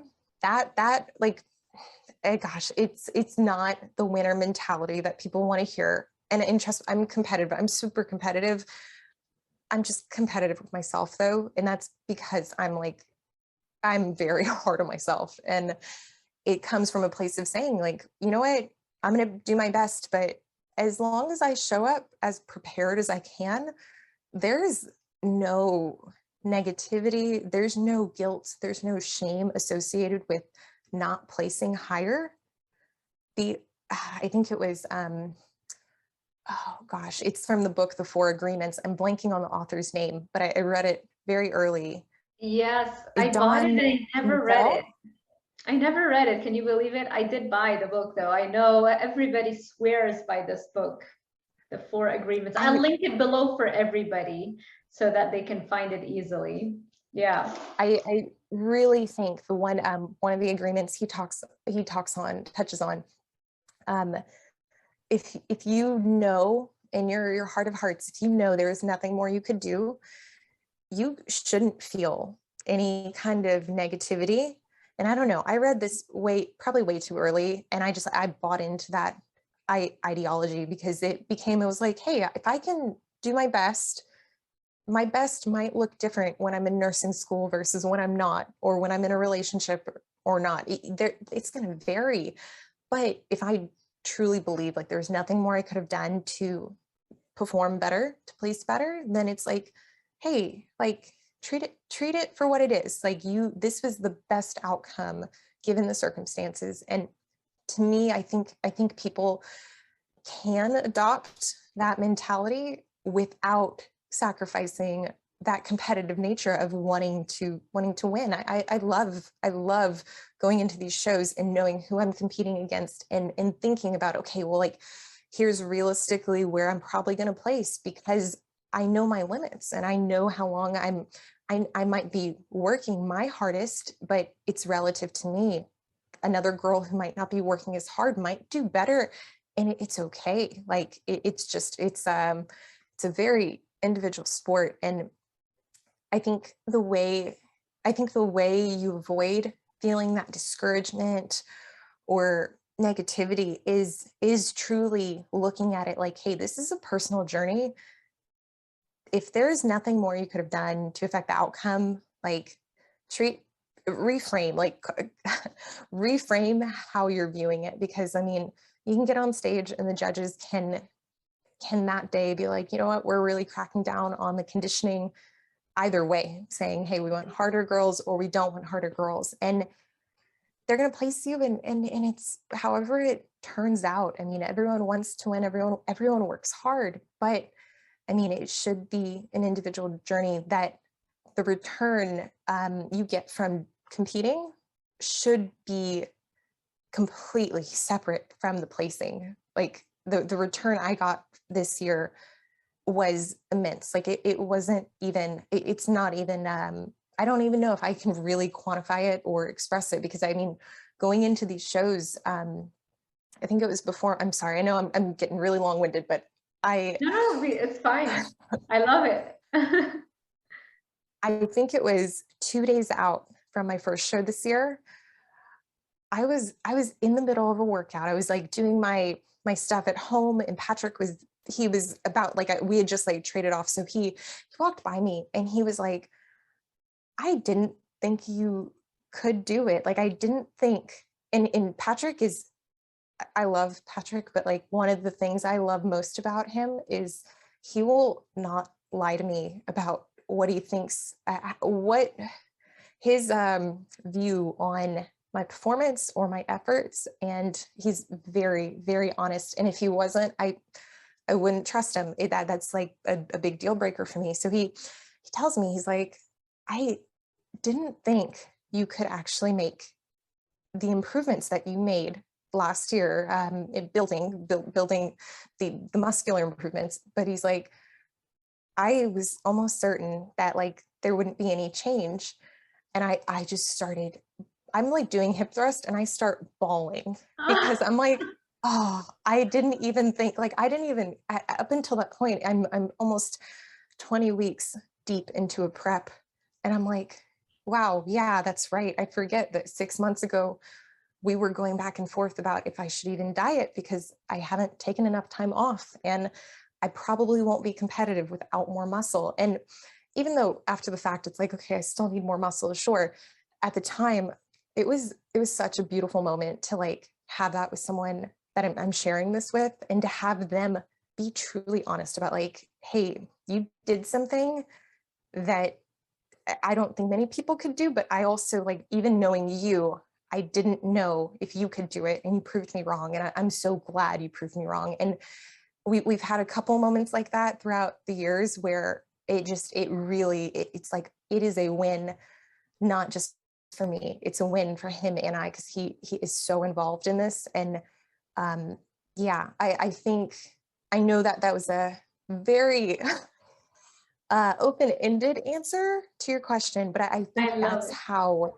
I think that's how you build those wins in, or you measure your success in the sport. And for me, gosh, I have such high standards when it comes to what I expect from myself, but I think that's how I meet those standards for myself, is saying, you know what, I'm going to set them impossibly high and I'm going to do what I can to meet them. But I'm also going to be realistic about who I'm competing against. And like, the reality, this sport is so subjective, but I do it because I love it, not because it's expected. Oh, I've done this many shows, I should.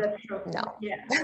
Yeah, you would have done this no matter what, just for you. You would have done this, even without having to step on stage and potentially get a trophy. So I get it. Yeah. I love it. And we said for sure at the beginning of the podcast, remember, I was like, I absolutely want to ask you about this because I saved that post because it stuck with me. The insane level of tracking. Can you share a little bit more about how you do that? Yeah. So I think the spreadsheet, it's a master spreadsheet, and I built it off of the spreadsheet John provided for me when I did work with him last year. I worked with him in my off season, and the goal was just to, he just did my weightlifting. So I mean, it was a very separate service from my other coach at the time, who I was still kind of working with. And John laid everything out, and he's like, here's why these variables matter. And it was so refreshing to have someone actually exceed my own standard for what data needs to be accounted for. I had John come in and he's like, it's everything that he lays out in J3U. He's like, here's why these things matter. I promise I'm not doing this just to flex, just to seem like, oh, I care. Like, no, there's like real application for all of these things. And ultimately, it goes back to what we were discussing earlier in the podcast about reducing the ambiguity with a lack of progress or a change. So what I found is that the best way for me to coach myself is to take the subjectivity out of it. So that means if I don't hit my target for the week, well, I can look at my recovery, I can look at my hydration, I can look at my training, my regularity for GI, I can look at daily notes, I can see measurements, not just the standard ones, but ones that are very specific to bikini and our sport. And I actually find like having it laid out this way, it makes it to where it's less work for me in the long run. And yes, it is a lot of daily work, and I don't mind doing it, because I do see every time I do it, I'm like, gosh, if I didn't do this, there would be an amount of stress that I can't quantify, and that it would drive me insane to know, hey, there's an answer to this. I don't have this answer because I didn't track these data points. And that's kind of ties into the philosophy I have about tracking macros and just being very concrete with like your intake. You know, it's okay if you overeat. If you track it, you're like, I know exactly how much I overate. I know how long it's going to take to work this off, or to whatever, you know, to level out. But it makes it less of a guessing game, because if we can't be honest about how we deceive ourselves with food and our perception around food, it just becomes very unproductive in terms of working towards, whether it's a fat loss goal or even building muscle. You are going to have a lot of questions and very little ability to answer them. I love everything about that answer. That's how I am with pretty much everything with my life. I am the most organized, like almost OCD with everything. And I love tracking everything. Even like my finances, not just fitness related stuff. Anything I buy, I have, and I've been doing it for years. I know exactly how much I spend on every single aspect of my life. I track my dietary intake. I don't skip a day for years now. Progress, measurements, everything. So this is like music to my ears. I have a question for you, because we talk about this constantly. People assume if you track everything, that in itself is a disordered behavior. My view on it is rather like, no, like if you were to treat your finances the way you treated your diet, and I say you, not you specific, but globally, like someone who's like, I don't want to track my diet, or I don't want to even track macros, because those are two different things. But let's say you were to just like intuitively go about finances in LA.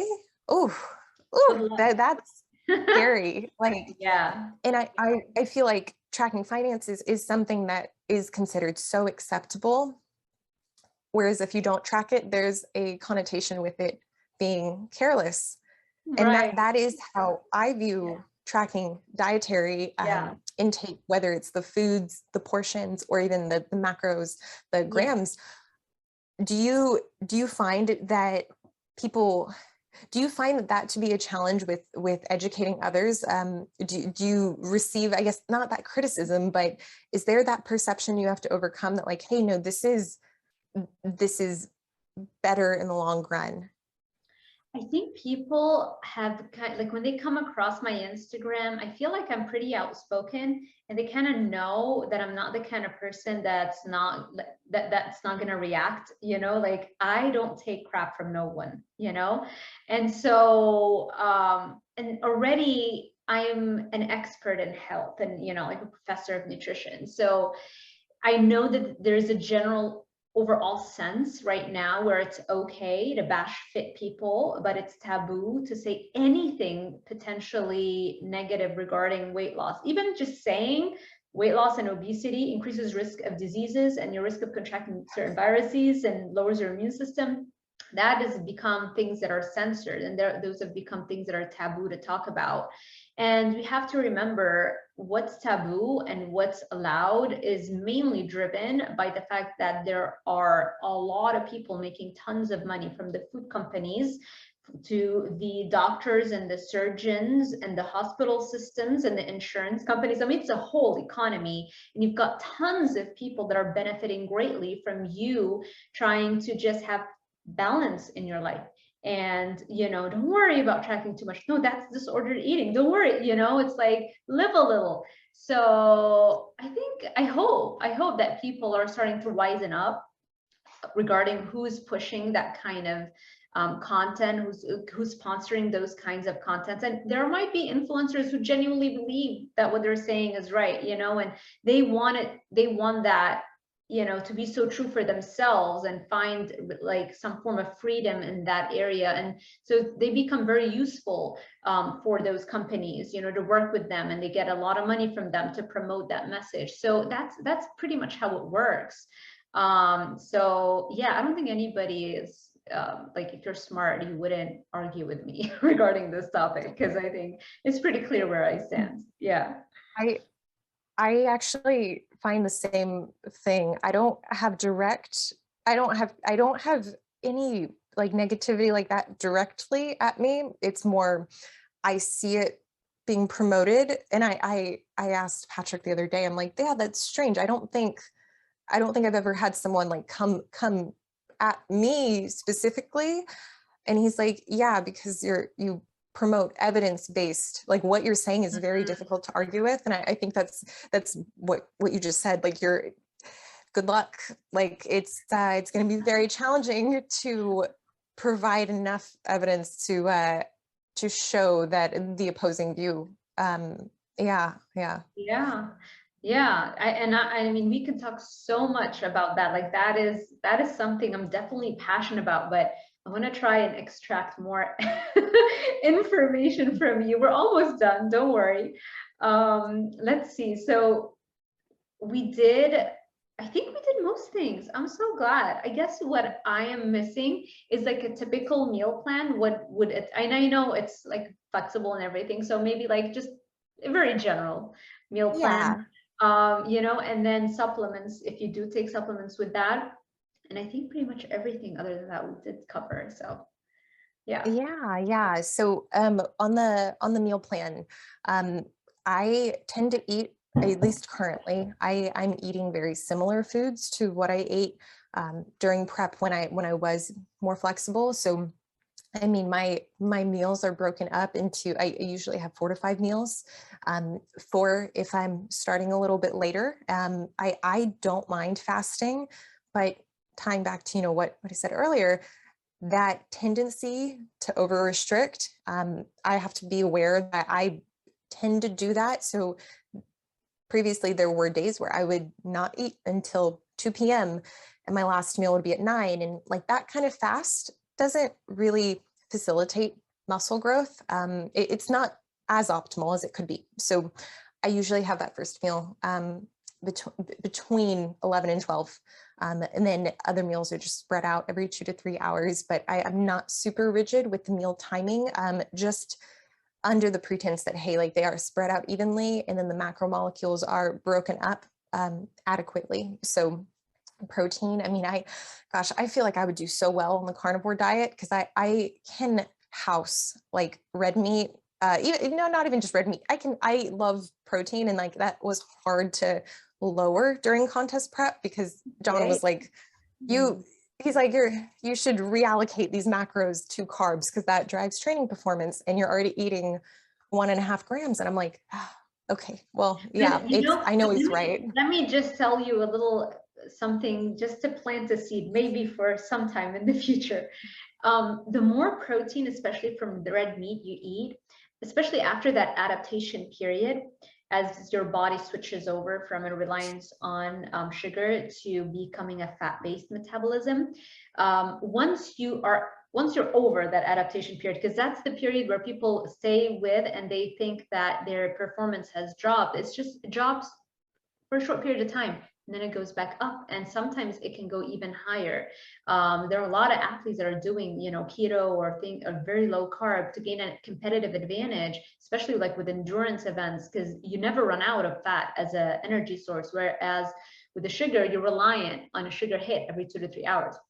So you could, you know, do that. Just know that there's an adaptation period, and the more meat you eat, it actually facilitates muscle building because your muscles are made of protein, right? And so the more protein you're eating, the easier it's going to be for you to actually build muscle. And I've had clients and people that I've worked with told me no matter what they did, they could not gain weight and muscle before, even with paleo. And then when they did carnivore, it almost like normalizes body weight and it makes it easier to build muscle. So just a little, you know, planting good seed. I can't help it. I have to like talk about the carnivore diet. So it's just something to think about. I will not talk you down, only because my boyfriend is amazing in the kitchen, and he really likes figuring out how to take leaner meats or even leaner cuts of red meat and try different cooking methods. So I mean, like, we reverse sear all of our steaks. We for our leaner meat, we will velvet, which is a Chinese cooking method that makes them insanely like tender, and What's it called? velvet. Velvet it's a verb, so that's how you cook it. I can send you the recipe that we follow, but we will, let's see, we'll do sous vide. So all of the meats are pretty much sous vide as like a baseline, unless we're doing something fancier. There's another one we did, I'm blanking on the name, but basically, so I didn't come to Patrick with any kind of cooking experience or skill. He has taught me from the ground up, and I've come a long way. I used to do like the frozen Tyson grilled chicken that like it was disgusting. And now it's like, no, like my standards are just velveted chicken, or like just, yeah, they're very, very different. So basically for the meal plan aspect, I do try to keep the calories for each meal about the same. So right now my intake it's a little variable because I'm giving myself more of a range rather than like a strict, you have to hit this.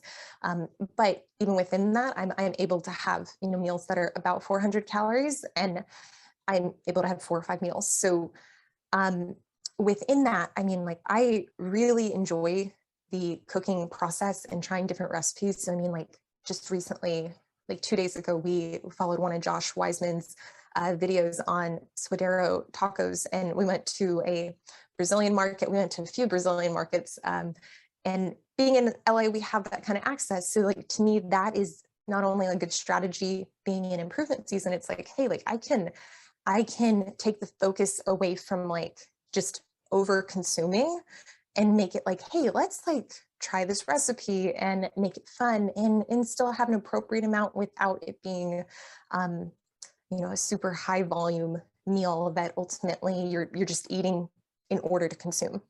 So tacos are a favorite of mine, and that is a staple I use as calories get higher, because I mean, I think it was like John Meadows who described these like tortillas are like little shuttles like for other calories. Like, I'm like, yeah, that's exactly what they are. They just allow you to eat more. Yeah.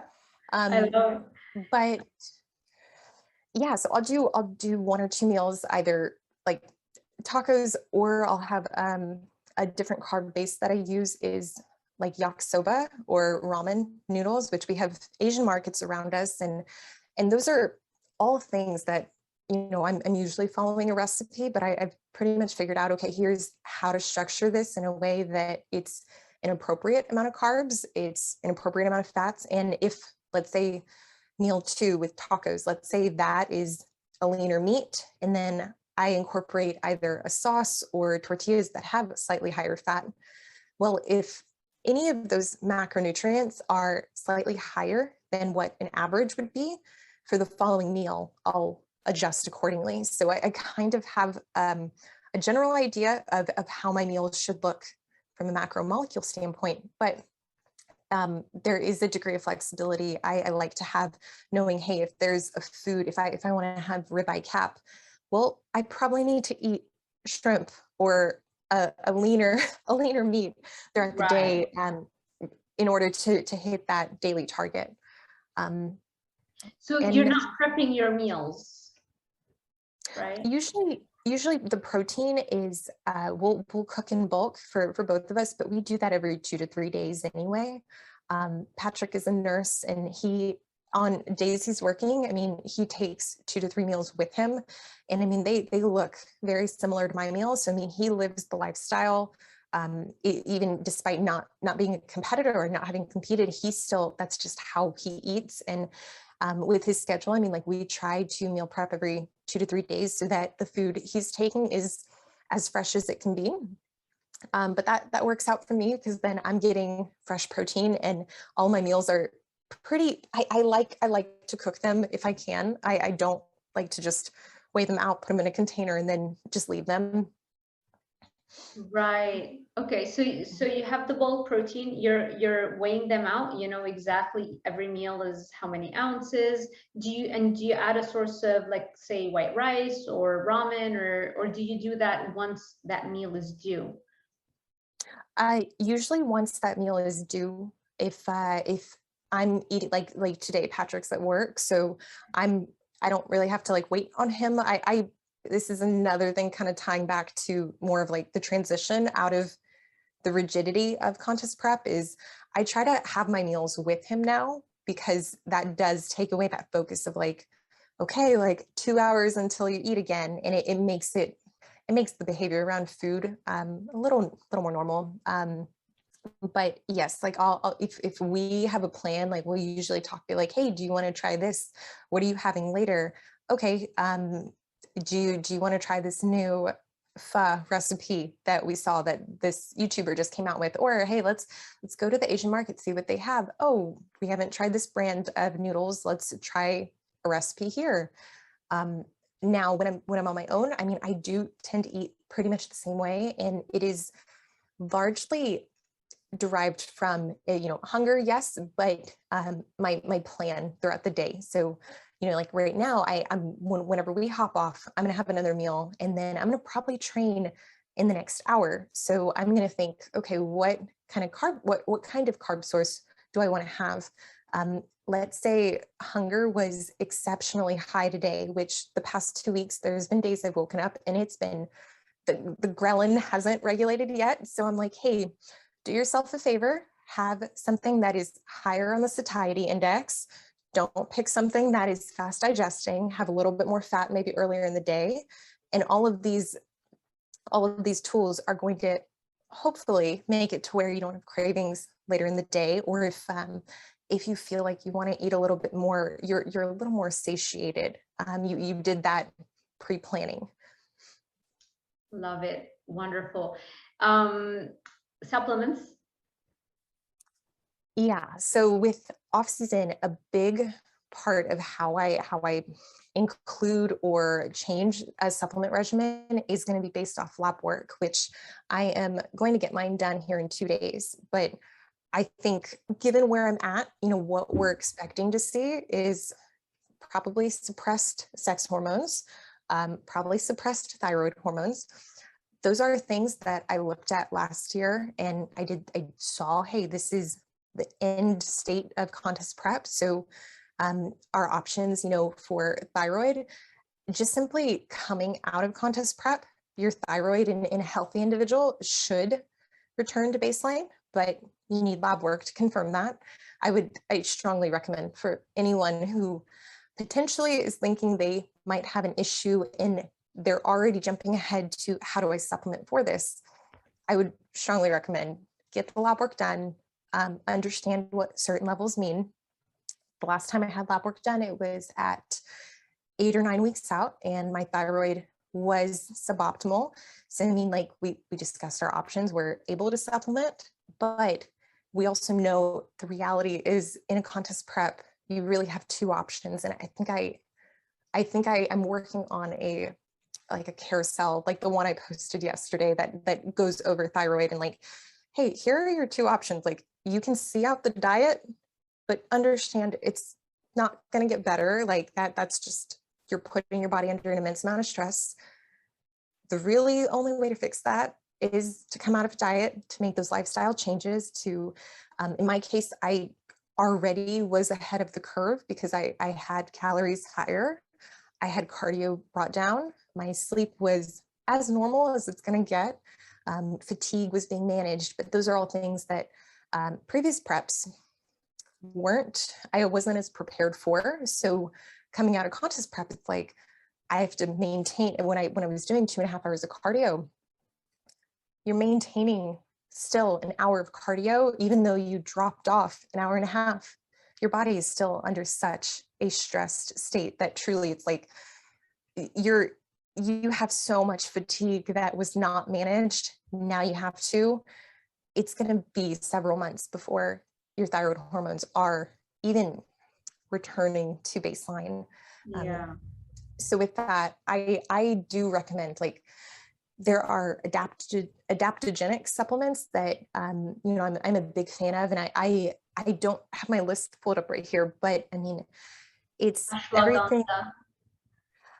Right, right. It's things that are going to help, but truly they're intended to support lifestyle changes. And that's really, I think that's really what I hope listeners are getting from this. I'm not trying to be ambiguous. It's just, there are certain things, your testosterone, your progesterone, your estrogen, that potentially you might need to supplement for.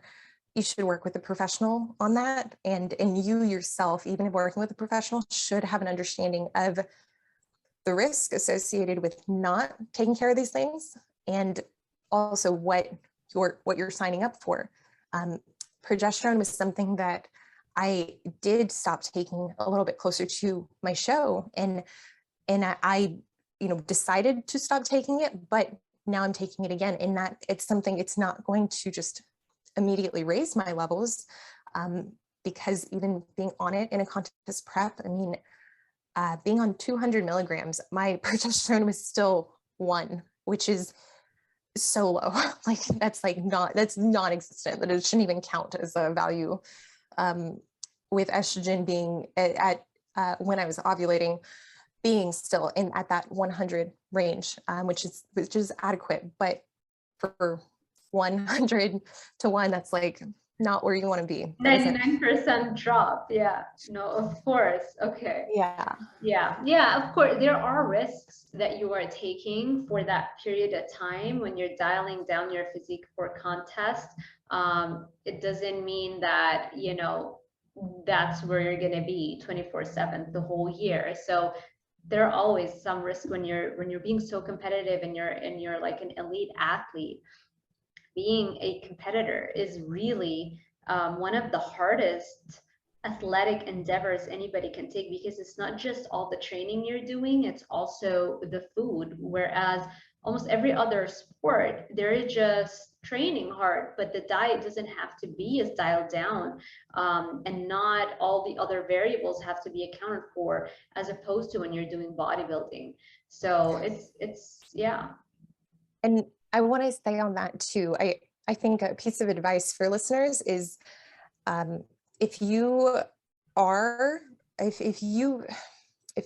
going in, if you are even contemplating entering the sport, I mean, gosh, it's even outside of the sport, honestly, you should be tracking your cycle. You should know what regular is for you, and you should be aware that just because it's what you've always experienced doesn't mean that it's optimal. And there are severe health consequences for not having hormones in the appropriate reference range. And it's okay if I myself, I do not plan to have kids, but it's something that you shouldn't spend your 20s and early 30s and late 30s, for that matter, you shouldn't spend your life in a perimenopausal state. Yeah. You should get these things, you should treat them as if they are going to affect you long term, because they will. And you know, I think there's a couple of people in the space who are talking about these things, but I myself, I want to do a better job, especially now being out of prep, sharing content and helping educate viewers on why these things matter outside of bodybuilding, outside of dieting. I mean, you should care about these things, and yeah, hopefully we see a change with that in the near future. Love it. And I look forward to seeing your content. I love your page. It's so inspiring. You look so amazing. And I love the content you put out. So thank you so much, Cory. Where can people connect with you? So thank you so much. I appreciate that. This has been amazing. I'm so glad we set this up and we were able to go this long. I feel like we uncovered some really, really good topics here. My Instagram is Cory, CORY _fit. so FIT. And if anyone is interested in personal help, whether that is a consult or coaching, just look at the link in my bio. That's an athlete application. And that's just so I have a better idea of the kind of individual and their needs. I love it. And I'm going to post all of the links in the description box below of this YouTube video so everybody can check them out easily. I also post the links of some of the stuff we talked about, like the 4 Agreements book, the bike test that I mentioned, and you have to send me that cooking method. I'm very intrigued, that Japanese cooking method that you mentioned. I'll try to see if I can link something regarding that. Yeah. Awesome. All right. Well, thank you, everybody. I know this was a slightly longer interview than a lot of my older ones, but I just had so many questions, and it was such a passionate topic of mine, and I love your content so much. So thank you all for watching. I hope you enjoyed this kind of content. If you did, make sure you give it a thumbs up, subscribe, and hit that little notification bell icon so YouTube alerts you every time I post a new video. Thank you all for watching, and I will see you in the next one.